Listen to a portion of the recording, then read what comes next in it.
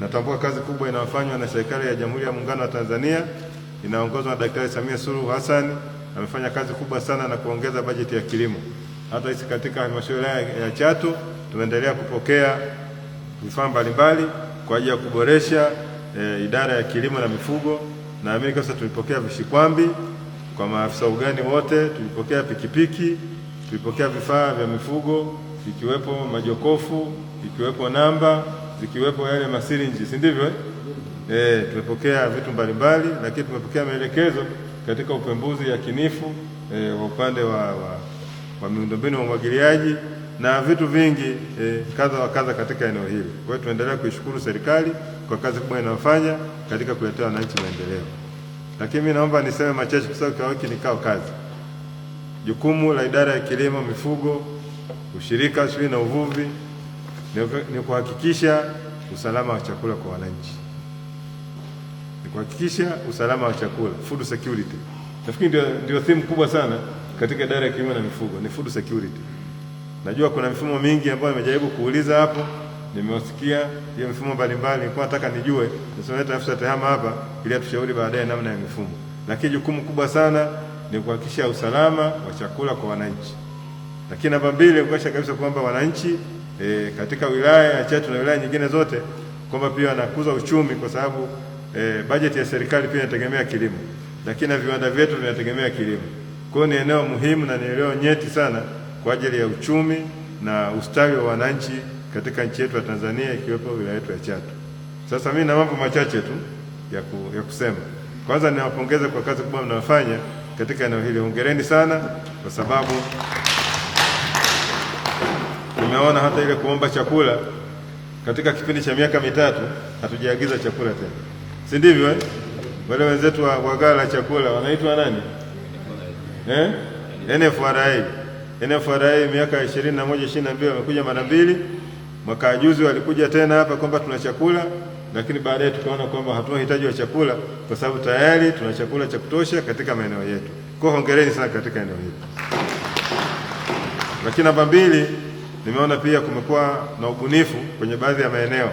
Naona wakulima wa mboga mboga wameongezeka, kutosha, hongereni sana. Tumeona nyanya nyingi zinalimwa na wananchi wanasafirisha, lakini tumeona hata wenzetu wa nchi jirani wanakuja kuchukua mazao ya nyanya. Kwa hiyo tunaongeza uchumi wa wananchi. Kwa hiyo hongereni sana katika eneo hili. Kwa hiyo nimeona kazi inafanyika. Lakini ya 3, nimeona pia katika sekta ya uvuvi Daktari Samia Suluhu Hassan ametuletea ufugaji wa vizimba. Ufugaji wa vizimba mpaka sasa hivi tuna vizimba 54 na vingine viko katika utengenezaji. Kwa hiyo ni hatua kubwa sana. Wakati ninakuja hapa mwaka 2021 mwezi wa 8, tulikuwa na kizimba kimoja kinamilikiwa na kijiji na kikundi au kijiji. Kilikuwa hapa Chato Beach hapa. Kizimba kimoja tu. Lakini mpaka sasa hivi tuna vizimba zaidi ya 54 na wamejitokeza wawekezaji wengi. Kuna watu wanataka pia waweze kutumbukiza au kujenga vizimba zaidi ya 100 waweke ziwani. Tayari wameshaonyesha nia. Kwa hiyo tumeona kabisa ni eneo ambalo ni sekta ya muhimu. Kwa hiyo tunaendelea kushukuru serikali ya awamu ya 6 kwa sababu ni hatua nzuri sana ambayo tumefikia katika eneo hili. Lakini pia tuweza kupata fiber za kisasa, si ndivyo? Tumepata fiber za kisasa. Ziko ngapi fiber hizi? Maboti ya kisasa ya uvuvi inaitwa fiber, inawezekana mtu mwingine afahamu. Ilikuwa 5 na nyavu 5 za dagaa na nyavu za kuvulia sangara pia tumepokea za kutosha. Lakini pia tumepata ile linkage, yani wakulima wavuvi wameweza kuunganishwa na wenzetu wa benki ya TADB na akaweza kupokea mikopo nafuu. Kwa hiyo eneo hilo limekuwa ni eneo jepesi, ndio maana kazi inaenda vizuri sana. Na kwa wale ambao labda mko kwenye maeneo ya mbali na kando na hapa, lakini tumekuwa pia na kutangaza sijui niseme ni mnada au uvuvi wa watu wanavua kwenye vizimba, na samaki pia zimeweza kuwa bei ya chini kwa sababu kilo moja imeshuka mpaka inauzwa shilingi 8,000 wakati wakivua samaki wa vizimba pale. Kwa hiyo ni hatua kubwa sana. Kwa hiyo tuendelee kumpongeza Daktari Samia kwa kazi nzuri anayoifanya. Naomba tumpongeze wote katika kikao hiki. Yako mengi yamefanyika, lakini hata katika upande wa sekta ya pamba tuweza pia kupokea matrekta ambayo yanalimia wananchi kwa ruzuku. Ekari moja ni shilingi 35,000 na unalipa kwa control number. Tumepokea matrekta 3 kwa hiyo analimia wananchi katika eneo hili. Kwa hiyo ni hatua kubwa sana ambayo serikali imeweza kuwa na huruma kwa wananchi, sababu ekari moja katika hali ya kawaida kabisa watu ambao tulimia huku Chato ni karibia 100,000 mpaka 1,500,000. Nikauliza mbona ni ghali sana? Lakini serikali ya awamu ya 6 mama amekuwa na huruma, akasema hapana, tumeletewa hapa trekta inalima kwa shilingi 35,000 kwa ekari moja na wanalipa kwenye control number. Kwa hiyo ni kazi ni mafanikio makubwa sana ndugu zangu maafisa ugani. Kwa hiyo nafikiri kwa msimu ambao tumeumaliza, ambao tunauanza, ninaomba kisha kabisa kwamba mnaandikisha wale wananchi wote ambao wanataka kulimiwa kwa shilingi 35,000 wajulikane mapema, ili tujue kabisa kwamba msimu utakapoanza ni wangapi na ni maeneo mangapi ambao wananchi wanalimiwa. Kwa hii haijalishi kama wewe ni bwana shamba, ni bwana mifugo, ni bwana uvuvi, ni bwana samaki, lakini maelekezo yangu ni kwamba kisha kabisa kwamba wananchi wanapokea taarifa hii. Tuko pamoja ili wananchi walime kwa gharama ndogo ili tuweze kupata kilimo chenye tija. Jamhuri ya Muungano wa Tanzania. Nakuja kwenye maeneo machache ya msingi. Idara ya Kilimo, kwenye kikao kazi hiki ninaomba niandalie mazao ya kimkakati, kwamba ili wilaya iweze kusonga mbele tunahitaji kulima 1, 2, 3 mazao ya kimkakati, lakini wakati huo tufikiri zaidi pia mazao ambayo yanaweza kusaidia katika mabadiliko ya tabia nchi, kwa sababu kama mmeona sasa hivi kuanzia mwezi wa 6 huu kumekuwa na kiangazi kikubwa, mpaka mwezi wa 9, mwezi wa 10 tutakuwa katika kipindi cha very dry spell. Kwa lazima tufikiri kwamba tutafanyaje kwa wananchi hao kwenye mabadiliko ya tabia nchi. Tunawezaje kwenda kama wilaya, tunawezaje kwenda kama idara, tunawezaje kwenda kama taasisi kuhakikisha kabisa kwamba pamoja na mabadiliko ya tabia nchi, lakini wananchi wanaweza kusustain, wananchi wanaweza kuishi vizuri katika kipindi hiki. Kwa hiyo mazao hayo kwenye kikao hiki niweze kuyapata ili tuweze kusonga mbele, na kama mengine nahitaji kutafuta mbegu kutoka maeneo mengine tusaidie katika eneo hili. Lakini katika kipindi cha mwezi ulikuwa mwezi wa 5 wa 4 tulifikiri pia kulima mazao ambayo yanaingia kwenye stakabadhi ghalani. Naita stakabadhi ya ghala. Kwa hiyo nataka mnishauri pia kwenye kikao hiki kwamba ni mazao yapi yanafaa kuingia kwenye stakabadhi ya ghala au stakabadhi ghalani. Lazima nijue kama wilaya tuwe na mkakati. Tunaje kwenda? Nimeanulia dengu tani 3. Si ndivyo? Nimenunua tani 3 za mbegu ya dengu, lakini sidhani kama imelimwa. Nina mashaka kama watu ngapi wamelima na inaendeleaje. Lakini nikipita njiani huko, nikienda kule Hungumarwa wapi, naona watu wanalima sana. Kwa hiyo tufikiri wananchi wanahitaji kujikwamua. Kwa hiyo mazao ya kimkakati ambayo yanaingia kwenye stakabadhi ya ghala lazima mniainishe niyapate, alafu mnishauri way forward tunaendaje ili wananchi hawa waweze kuwa na alternative. Kwa idara ya kilimo tumekubaliana hiyo. Namba mbili, tumepokea visima 5. Tunatakiwa tuwe na visima vingapi? Kwa lazima nipate mkakati kwamba katika yale maeneo ya mbali ambao hawana ziwa, kama ni visima vingapi vipatikane ili wananchi hao waweze kuendelea kulima hata kipindi ambacho ni cha jua. Lakini sasa tufikirie zaidi, dunia inaenda kwa teknolojia. Tunahitaji kuwa na greenhouse. Wananchi wanalimaje kwenye jua likiwa kali?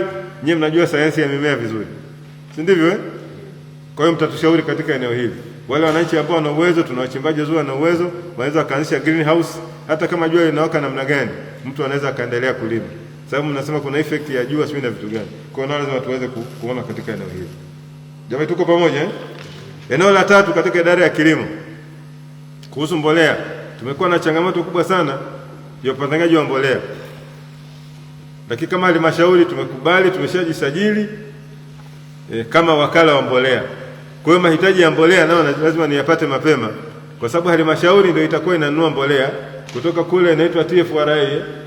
Kwa hiyo ni lazima tupate mahitaji ya mbolea halisi kwa wananchi, na mnasema kuna mfumo nao ufanye kazi ili tuone kabisa wakati kabla ya msimu kufika, kama halmashauri tumejipanga vizuri kwa ajili ya kuagiza mbolea, na mbolea ile tunaona tutaiweka wapi.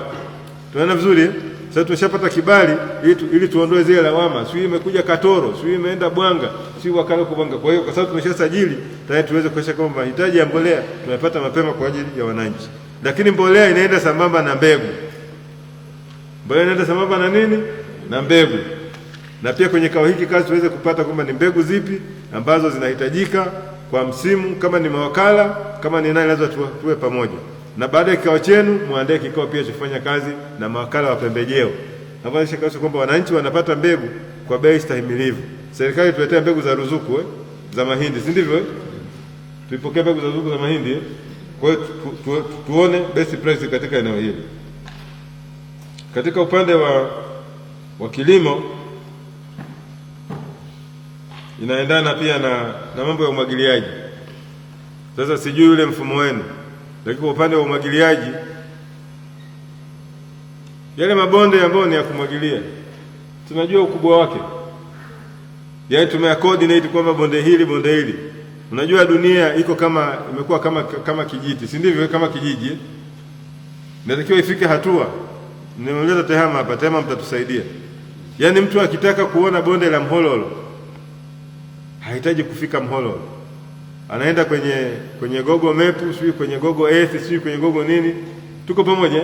Awe na ile bonde akiwa kule, contours na kila kitu. Kwa lazima tuhame kwenye hizi mechanical. Yote tuende vizuri, twende kwenye digital. Yaani mtu wakati mwingine hahitaji kufika Chato, anatakiwa aone bonde la Mhololo, anatakiwa aone bonde la Nyisanzi, anatakiwa aone. Sasa sijui mtafanyaje katika eneo hili. Serikali kupitia hii government imeruhusu kujenga mfumo. Tunaona vizuri hapo, tusikizane vizuri sana. Imeruhusu kujenga nini? Mfumo. Kwa hiyo TEHAMA, kama mnaweza mkajenga mfumo ambao unaweza tukaona shamba la tumbaku ambao liko kule Ludeba, ambapo bwana shamba kule sio lazima nifike, kwa hiyo tunaelekea huko. Kwa hiyo mtusaidie ili tuepuke hizi movement. Jamani, tunaona vizuri, mtusaidie katika eneo hili. Kwa mtu wote ambao anaona kasa kwamba kuna mfumo ambao unatakiwa tuujenge kama idara, hao wako tayari kwa ajili ya kusaidiana pamoja na watu wa e-board, tujenge mfumo wa namna hiyo. Niwape mfano mmoja. Kwa mfano sasa hivi kwenye miradi ya maendeleo. Miradi ya nini? Ya maendeleo. Tuna mfumo wa project management information system. Kama ninajenga kituo cha afya kwenye kata X, tunaona vizuri? Wametengeneza mfumo ambao unaenda kuweka kitu kinaitwa geofencing. Geofencing na coordinate pembe ile, na coordinate pembe ile na pembe hii hapa. Hapa katikati najenga kituo cha afya, si ndivyo? Naingiza kule kwenye mfumo. Kwa hiyo ofisi ya Waziri Mkuu TAMISEMI wanataka kuona maendeleo ya kile kituo. Hawahitaji mimi nipeleke picha. Picha nitapeleka kwa ajili ya normal verification. Lakini mtu anaingia tu kwenye mfumo, anaangalia zile geofencing. Tuko pamoja? Alafu anaona kwamba mkurugenzi wa Chato amesema hapa kituo cha afya kinapauliwa. Anaweza kukiona kupitia Google Map. Je, tuende vizuri? Kwa tunaelekea huko. Sasa mjue kabisa na nyinyi bwana shamba wenzangu, tunaelekea huko. Tunaenda vizuri? Kazi na utu. Kwa hiyo msijidogoshe. Kwa hiyo dunia inaelekea huko. Mnakuja kwenye idara ya mifugo. Alafu baadaye nitamalizia. Idara ya mifugo nimewasikia, nako inahitaji kuongeza ubunifu. Ninawashukuru kwa ajili ya kutumia artificial insemination. Si ndivyo? Umesema tumepata ndama karibia 120. Ile mitungi sijaiona, sio iko hapa, sio jamaa anakaa nao nyumbani. Sasa mnifikiri kwamba mtu wa artificial insemination na tupate hiyo ripoti vizuri. Tupata ripoti vizuri, lakini hatua ambayo ni nzuri.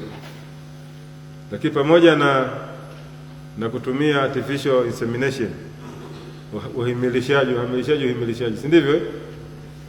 Uhimilishaji. Tunahitaji pia kupata madume bora, hizo kosa hapa. Tunahitaji pia kupata madume bora ya maziwa, ya nyama na ya sio mnaita jua papa, si ndio? Kwa tunahitaji kuboresha hizo koo safi. Tumeelewana vizuri? Lakini wakati wote tunaangalia food security. Kwa nataka nipate mkakati wa idara katika eneo hili. Lakini maelekezo yangu mengine nataka nione wananchi wanafuga mbuzi wa maziwa. kuna kata nzuri, kata za Kasenga, kata za Ichwankima, kuna maeneo Bongera, wapi. Nataka nione kwa mwaka huu tunaweza mwezi wa 7 wananchi wanafuga mbuzi wa maziwa ili kuondoa utapiamlo. Mbuzi wa maziwa is very cheap kumhudumia. Kwa hiyo daktari, mkuu wa idara, nataka nione mbuzi wa maziwa hapa Chato kwa mtu mmoja mmoja ambaye anaweza kununua, lakini kwa vikundi, sababu tutaenda wananchi wanashindwa kujua hizi yaani teknolojia za kisasa za ufugaji. Kwa naomba katika eneo hili pia tusaidiane katika eneo hili. Kwa upande wa uvuvi tunasema tuendelee kuhamasisha ufugaji wa vizimba na kusimamia taratibu za uvuvi endelevu kama ulivyosema kwenye Makondo.